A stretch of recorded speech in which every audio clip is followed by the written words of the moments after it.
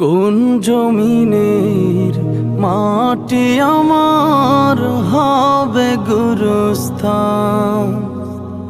কোন জমিনের মাটি আমার হবে গুরুস্থান? কাদের চোখের জলে আমি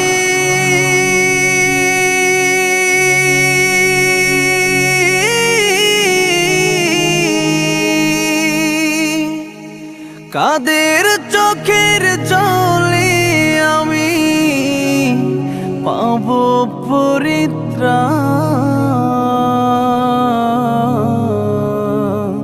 কোন জমিনের মাটি আমার হবে গুরুস্থান?